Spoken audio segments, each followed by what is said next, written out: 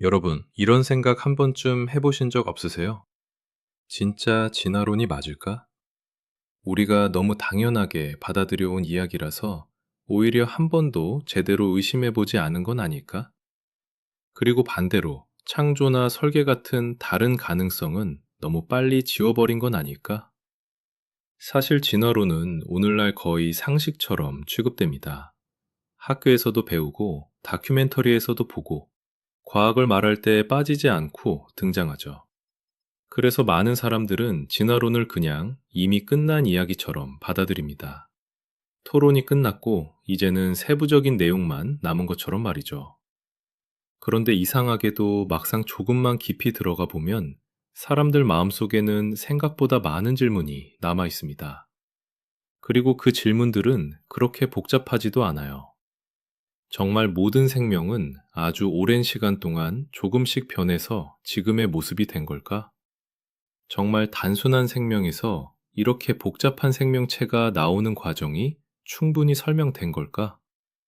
정말 우리가 보고 있는 증거들은 다른 해석의 가능성이 전혀 없을 만큼 명확한 걸까? 바로 이 지점에서 많은 사람들이 멈춰섭니다. 먼저 화석 이야기를 해보죠. 진화론을 지지하는 쪽은 화석 기록을 매우 중요한 근거로 봅니다.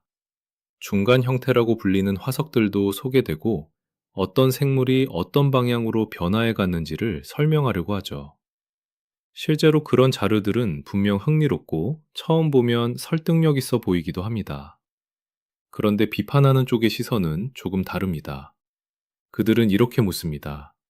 정말 그 화석들이 누구나 봐도 명백한 연결고리인가? 아니면 이미 진화라는 틀을 먼저 받아들인 다음 거기에 맞춰 해석한 결과인가? 이 질문은 생각보다 중요합니다. 왜냐하면 같은 자료를 보고도 전혀 다른 결론에 도달할 수 있기 때문입니다.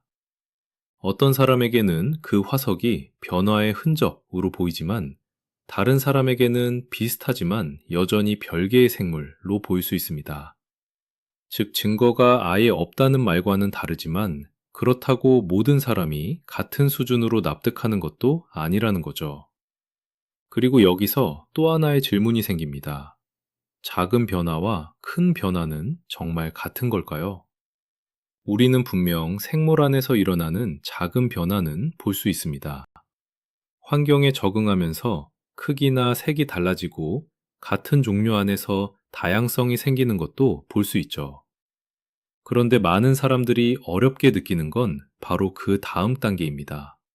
그 작은 변화들이 정말 쌓이고 쌓여서 완전히 새로운 구조와 전혀 다른 생명체로 이어진다고 할 때 거기서 갑자기 설명이 추상적으로 느껴지는 겁니다. 쉽게 말하면 조금 변하는 것은 이해가 되는데 완전히 다른 수준의 생명체가 되는 것은 선뜻 납득되지 않는다는 거죠.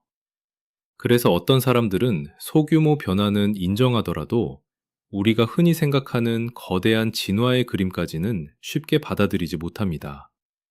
이건 단순히 과학을 싫어해서가 아니라 설명의 점프가 너무 크게 느껴지기 때문일 수도 있습니다. 그리고 이 의문을 더 크게 만드는 대표적인 장면이 바로 캄브리아기 폭발입니다. 생물의 주요한 몸 구조들이 비교적 짧은 지질학적 시기에 갑자기 다양하게 등장한 것처럼 보이는 그 시기 말입니다. 진화론을 지지하는 쪽은 여기에 대해서도 설명을 내놓습니다. 화석 기록이 불완전할 수 있고 이전 생명체는 너무 연해서 잘 보존되지 않았을 수 있으며 환경 변화가 급격한 다양화를 불렀을 수도 있다는 거죠. 그 설명이 완전히 말이 안 되는 건 아닙니다. 하지만 문제는 많은 사람들이 그 장면을 보며 여전히 묘한 불편함을 느낀다는 데 있습니다. 우리가 머릿속으로 그려온 아주 천천히, 아주 조금씩 이라는 이미지와는 어딘가 잘 맞지 않는다고 느끼는 거죠. 여기서 사람들은 다시 질문하게 됩니다.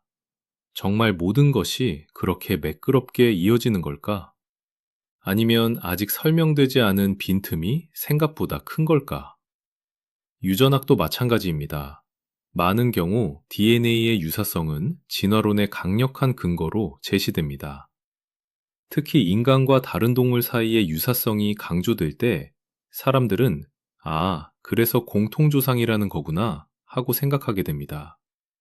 그런데 여기에도 해석의 차이는 존재합니다.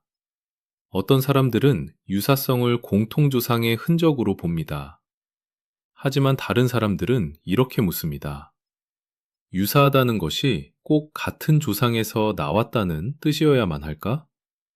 비슷한 기능을 가진 생명체라면 비슷한 구조와 비슷한 정보가 들어가는 것이 오히려 자연스러운 건 아닐까?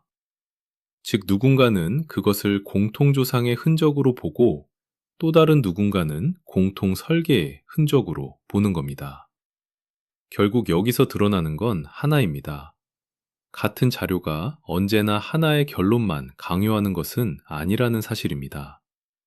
그리고 저는 이 지점이 정말 중요하다고 생각합니다. 왜냐하면 오늘날 많은 사람들은 진화론을 단지 하나의 설명으로 받아들이는 것이 아니라 거의 의심할 수 없는 정답처럼 받아들이고 있기 때문입니다. 하지만 조금만 차분히 보면 진화론 안에는 여전히 해석의 여지가 있고 설명되지 않은 질문들도 남아 있습니다. 물론 그렇다고 해서 곧바로 반대편이 자동으로 맞는다는 뜻은 아닙니다. 하지만 적어도 한 가지는 말할 수 있을 것 같습니다.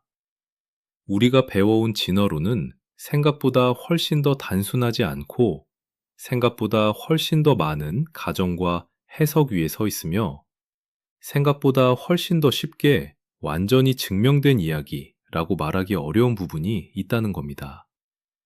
어쩌면 문제는 진화론이 무조건 맞으냐, 틀리냐 하나로 끝나는 게 아닐지도 모릅니다. 어쩌면 더 중요한 건 우리가 왜 이 설명을 너무 빨리 절대적인 상식처럼 받아들이게 되었는가, 그리고 그 과정에서 다른 질문들을 얼마나 쉽게 밀어내버렸는가일지도 모릅니다. 혹시 우리는 정말 중립적으로 생각하고 있는 걸까요? 아니면 이미 정해진 결론 안에서 증거를 읽고 있는 걸까요? 그리고 만약 아직 설명되지 않은 빈틈들이 생각보다 크다면 그 빈틈은 단순한 미해결 문제가 아니라 처음부터 다시 질문해 보라는 신호일 수도 있지 않을까요? 진화론은 정말 의심할 필요가 없는 설명일까요? 아니면 우리가 너무 오래, 너무 자연스럽게 정답처럼 믿어온 이야기일까요? 여러분은 어떻게 생각하십니까?